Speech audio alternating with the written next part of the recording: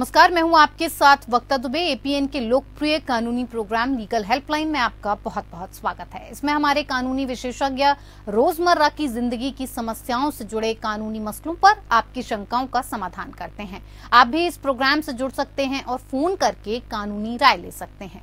आज हम आपको गिफ्ट डीड की जानकारी देंगे, साथ में इस मसले से जुड़े आपकी समस्याओं का समाधान भी करेंगे। गिफ्ट डीड एक दस्तावेज होता है जो एक से दूसरे शख्स को बतौर गिफ्ट प्रॉपर्टी ट्रांसफर करता है। ट्रांसफर ऑफ प्रॉपर्टी एक्ट के मुताबिक गिफ्ट के तहत आवासीय संपत्ति का ट्रांसफर एक दस्तावेज के तहत होना चाहिए। ट्रांसफर ऑफ प्रॉपर्टी एक्ट के तहत घर गिफ्ट के तौर पर देने के लिए एक रजिस्टर्ड डॉक्यूमेंट तैयार कराना पड़ता है, जिस पर उस शख्स के दस्तखत होते हैं और जो प्रॉपर्टी गिफ्ट में दे रहा है, और इसके अलावा दस्तावेज को 2 गवाहों से भी अटेस्ट कराना पड़ता है। इसका मतलब है कि कोई शख्स ऐसे ही प्रॉपर्टी को गिफ्ट में देने का फैसला नहीं कर सकता। इसके लिए उसे कानूनी प्रक्रिया पूरी करनी होगी, जैसा कि सेल डीड के मामले में होता है। गिफ्ट डीड को सब रजिस्ट्रार दफ्तर में रजिस्टर कराना पड़ता है। तो ये तो थी बुनियादी जानकारी गिफ्ट डीड की। ज्यादा जानकारी देंगे हमारे आज के कानूनी विशेषज्ञ अधिवक्ता उदित गुप्ता जी। उदित गुप्ता जी, आपका बहुत बहुत स्वागत है कार्यक्रम में। तो अगर आपका भी गिफ्ट डीड से जुड़ा कोई भी सवाल है तो आप फोन करके राय ले सकते हैं। फोन लाइंस खुल चुकी हैं। एक बार आपको विषय की जानकारी फिर से दे देते हैं। गिफ्ट डीड से जुड़ी कानूनी जानकारी पाने के लिए आप इन नंबर्स पर कॉल कर सकते हैं। टीवी स्क्रीन पर नंबर फ्लैश हो रहे हैं। नंबर्स आपको बता देते हैं 01206727 6127 तो इन नंबर्स पर कॉल करके आप कानूनी जानकारी हमारे कानूनी विशेषज्ञ के साथ जुड़कर ले सकते हैं। तो कार्यक्रम की शुरुआत करते हैं। और उदित गुप्ता जी, सबसे पहला मेरा आपसे यही सवाल है कि क्या होती है गिफ्ट डीड और प्रॉपर्टी के लिए गिफ्ट डीड कैसे बनाएं? देखिए जी, जो रिटर्न इंस्ट्रूमेंट यानी कि जो दस्तावेज आपने बताया जी, जो लिखा जाता है, जिसके थ्रू प्रॉपर्टी ट्रांसफर होती है, उसको गिफ्ट डीड बोलते हैं जी। लेकिन आपके दर्शकों को ये समझना जरूरी है कि एक गिफ्ट डीड में गिफ्ट क्या होती है। बिल्कुल। जो लॉ कानून के तहत, कानूनी डेफिनेशन के तहत गिफ्ट को क्या बोलते हैं। देखिए जी, एक गिफ्ट को करने के लिए 3-4 चीजें हैं जो जरूरी होनी चाहिए। एक तो प्रॉपर्टी जिसको आप गिफ्ट कर रहे हैं वो एग्जिस्टिंग प्रॉपर्टी होनी चाहिए, यानी कि वो फ्यूचर की प्रॉपर्टी नहीं हो सकती जी।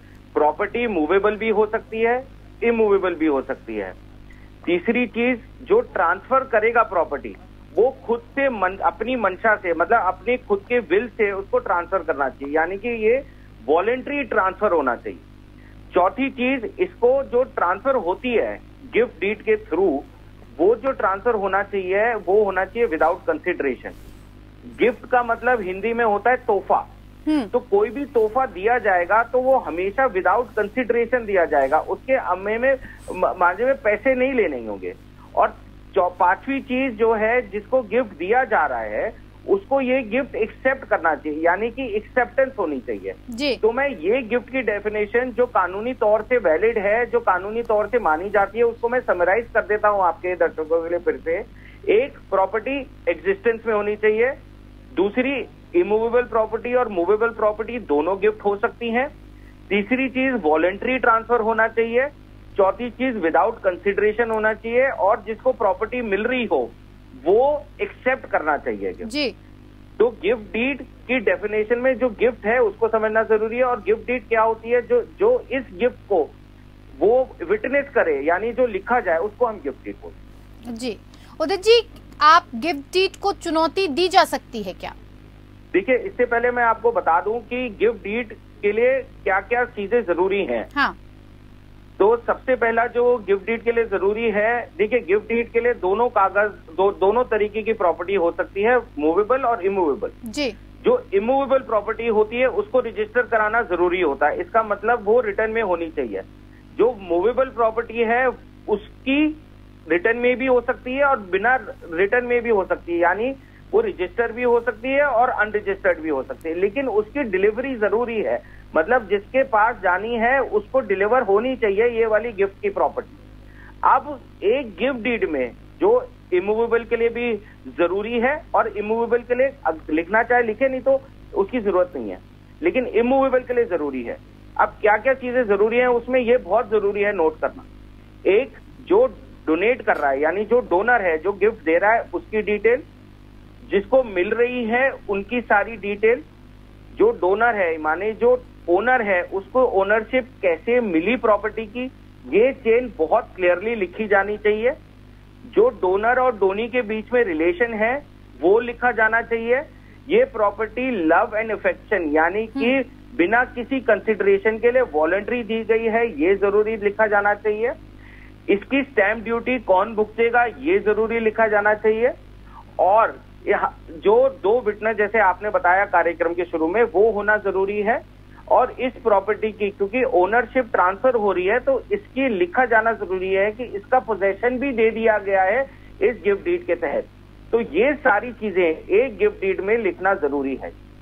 ये एक समरी मैंने आपके दर्शकों को बताई है। जी उदित जी, अगर आप अपनी प्रॉपर्टी किसी परिवार के सदस्य को या फिर रिश्तेदार को दे रहे हैं तो क्या स्टैंप ड्यूटी का भुगतान करना पड़ेगा?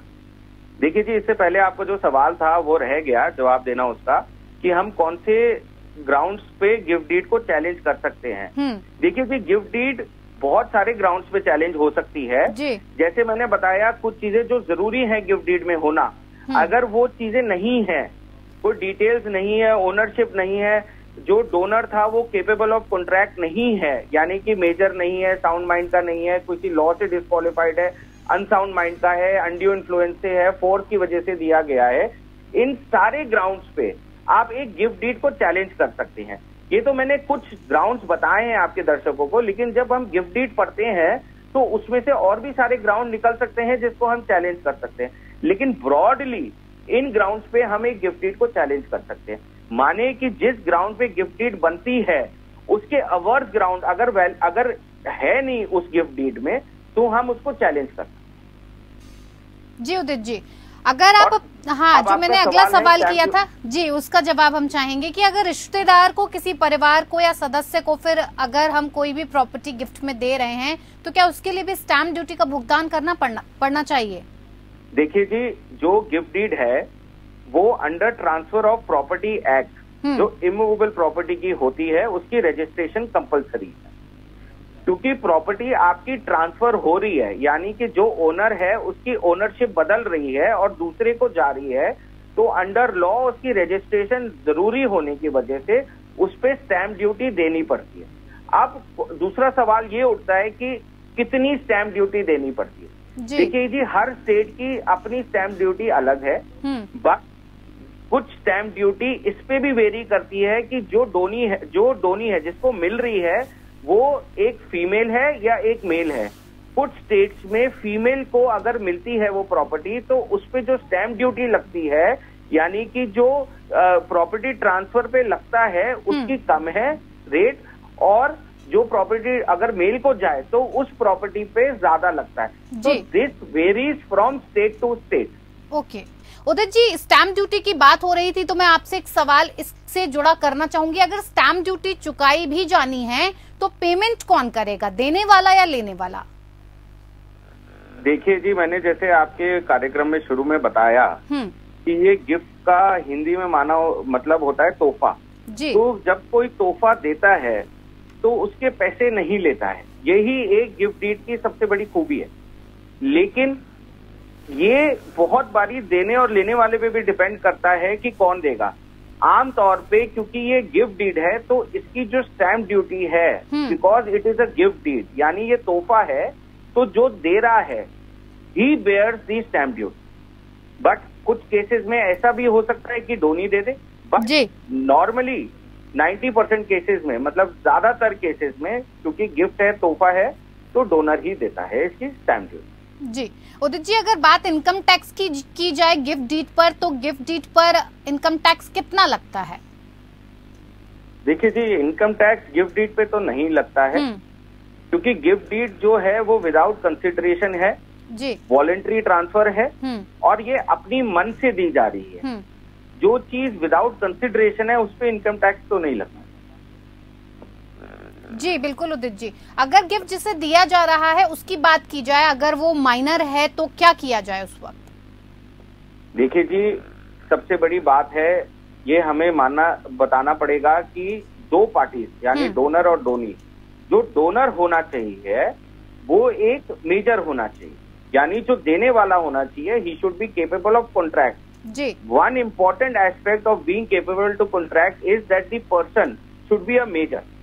लेकिन जो रिसीवर है यानी कि जो डोनी है वो एक माइनर भी हो सकता है, लेकिन इस केस में क्योंकि माइनर है तो गिफ्ट डीड में जो गार्डियन होगा उसका वो लिखा पड़ा होना चाहिए है उसमें। हाँ। कि गार्डियन उस माइनर का कौन होगा और वो जब तक मेजर नहीं होता उस चीज को संभाल के एज ए रिस्पॉन्सिबिलिटी वो गार्डियन रखेगा।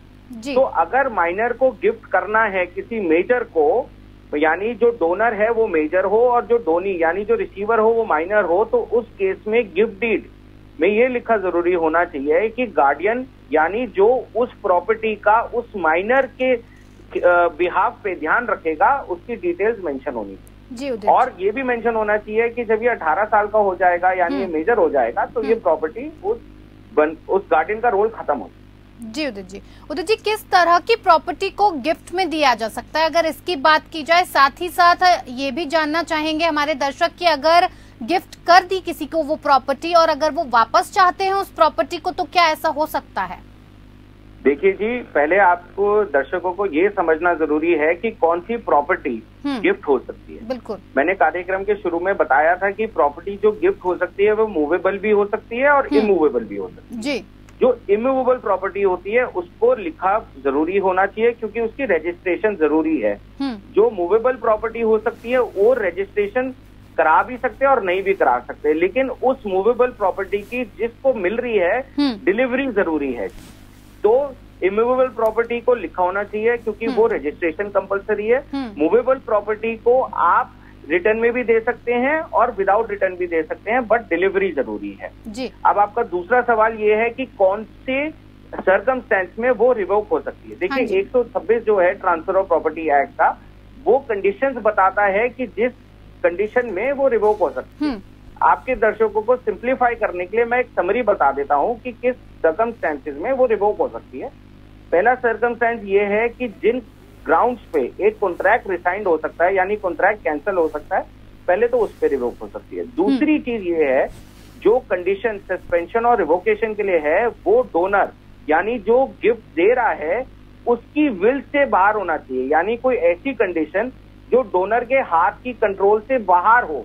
इन दो सर्कमस्टेंसेस में गिफ्ट डीड रिवोक हो सकती है या सस्पेंड हो सकती है। अदरवाइज कोई कंडीशन ऐसी नहीं है जिसकी वजह से गिफ्ट डीड रिवोक हो सकती है। लेकिन ये लिखा जाना जरूरी है उस गिफ्ट डीड में कि ये गिफ्ट डीड रिवोकेबल है, यानी इसको रिवोक किया जा सकता है। अगर ये गिफ्ट डीड में लिखा है कि इररिवोकेबल है तो उसको रिवोक नहीं करना। जी उदित जी, अगर बात की जाए गिफ्ट डीड और सेल डीड में तो क्या फर्क है?